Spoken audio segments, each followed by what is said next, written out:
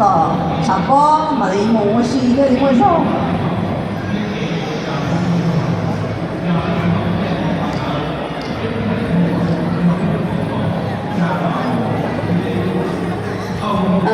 tuần chúa giờ chúa online xì đồ này nó rice paddy is a purity symbol for Hmong during the Hmong New Year. You eat white rice to stay healthy, to stay clean. And at the New Year, your mom, your dad, your parents make rice patty for you. So every morning, you can have a rice patty before you go out to the field and before you go out, and you won't be hungry. In this country, we don't do this anymore. We become lazy and we use the machine. And so we don't have the skill anymore, right? So nên dân lúa, nên chỉ tao tốn vô đua, bé mong nó bé cháu, chỉ bé tốn vô lên nó, nên chỉ ở thôi này chế nó, đỡ sợ tốn vô cái bây giờ. Nên dân lúa, bố lên thứ sáu tốn vô thế à? Come up here if you want to try. Okay? So bé mỏ, ý chấm nhiều nhá tao nó sáng, sáng túa, nè kia bé chấm nhiều tao nó tốn vô, thế, nhá tới, yeah, theo cái chân trái, cho túi chân trái. Yeah, đi là tao nó. Come over here. Đi. Yep, go over there. Okay. Đi xả tôn chúa, xỉ tôn chúa. Tôn chúa is about skills and about strength. Yeah. Okay. See, người mua số túa, người chơi túa thế bây giờ. Lên đi xả tôn chúa, anh chị là sửa thiên à nữa. Nè mua tàu phát chế rồi, nè chỉ tao tuần chúa rồi, nó khó cái này cái gì là chỉ mua đá, còn đây tuần chúa nè, lấy thứ sáu tuần chúa, xí tuần chúa trong đây giá, là chuyện gì là sợ thiên nó, xí cả chỉ nó lá sấy bông thế bây giờ, okay, it's about rhythm, tuần chúa, you have to have rhythm. You gotta take turn, and you're going to use your physical health. Okay, we got more boys coming up to try to have strength. Okay. Yeah. All right.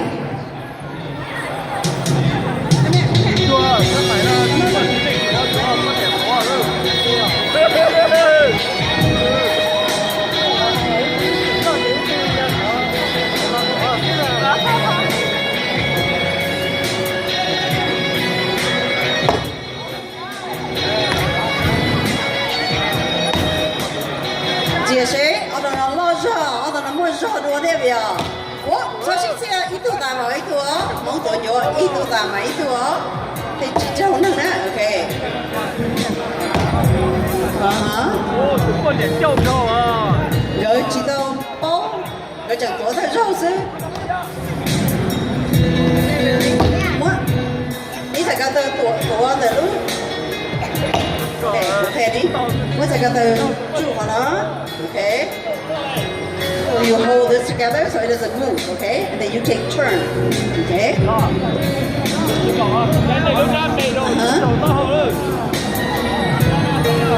Okay, chị chúng nó cho ngõ xí đo thế bây giờ. Thì chỉ xí đo thì chỉ rotate. So you need to rotate the rice by pulling it towards you. Okay, watch how she does it. So when you pound, you pull towards you, and then he pull towards him, and that's how you rotate the rice. Yeah, like that. Yeah. Ủa, vậy chú lọt.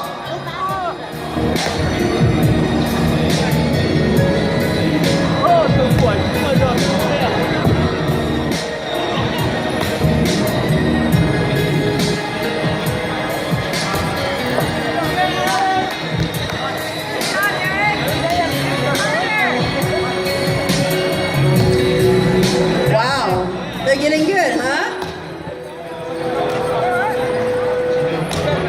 Tao tụi tao chỉ tao có các bạn mua, tao chỉ trâu nữa. Okay. All right, thank you. Good night. Tell us your experience. I don't have an experience.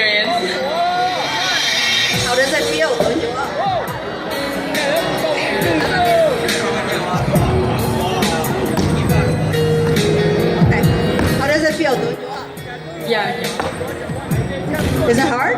No, it's not hard. Not hard. Not hard. Would you do it again? Yes, I would. Okay, thank you. How about for you? This was a little hard for me because it was hard for me to pull in. Okay, thank you. Okay. Ô thu nó tuổi ta chị ô thu lầu vậy là tuổi rồi đó nên chị sẽ tụi tôi mua sao chả ô thu lùa. Okay. Alright, chị ô thu nó tuổi. Chị sẽ ô thu nó mua sao mà chả. Dân chúng á. Ô thu có chỉ tập khó hơn này, sao xí xí rồi thế hả?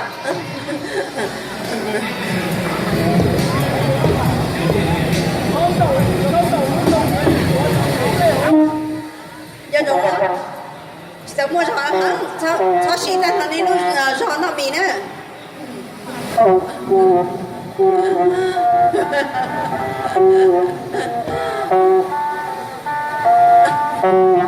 Xí sao chú đó.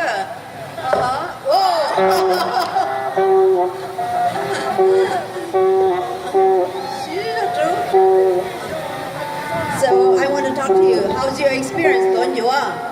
It was very, very, very hard. I tried to use all my might. To pull it? What? To pull the right? Yep. And it was hard to pull? Yeah. Yeah? Would you do this every day? No. No. Now you appreciate your Yua, huh? Do you enjoy home? Yeah. All right, thank you. Okay. Mà rong cho nó vào tàu à? Tàu mà, phải nó tàu mà. Bây giờ cô ý mấy bây gì? Ý bây giờ bây giờ cô giờ bây giờ nó thế á? Giờ lên đây mà cái tổ sa đó là thả sa ý họ rồi à? Yeah. Mấy tuổi gì bây giờ gì thì giờ sáng giờ bố là gì nè tao là bố nè. Okay. Cái tuổi còn mò chị bây giờ một búa hậu nè, đi giờ chọn lọc búa này giờ chỉ tao buôn chùa đua nè, đi sạp buôn chùa này chị ít biết bây mới chỉ đâu sát thằng đó nè, đi là tao biết buôn chùa, đi khi tao chùa nó chưa biết đâu nè, đi giờ chỉ buôn này mới chỉ buôn chùa đó nó, là chị đi tao chùa nó.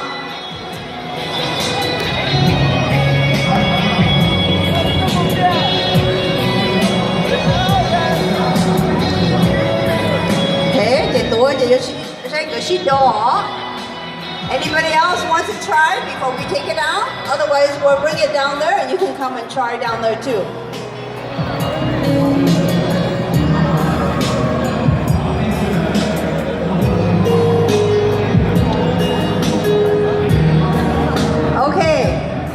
Okay, ở tôi mua sao là tôi còn lưỡi vậy biết không? Trời là hậu vậy biết mà đi mùa nữa nó có dừa đâu sẽ hậu nè. Chị sẽ có tôi nó mua sao của cháu?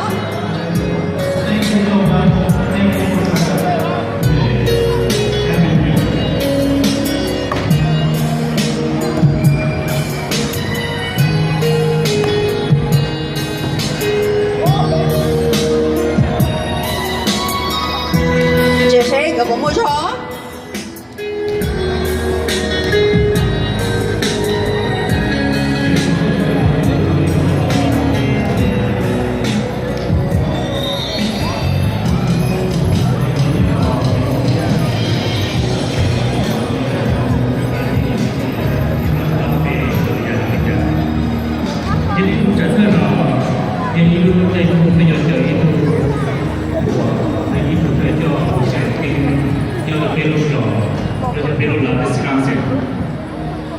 Cho nên tụi tôi cho là dưới tụi tôi cho là tụi đó bây giờ khi tụi tôi cùng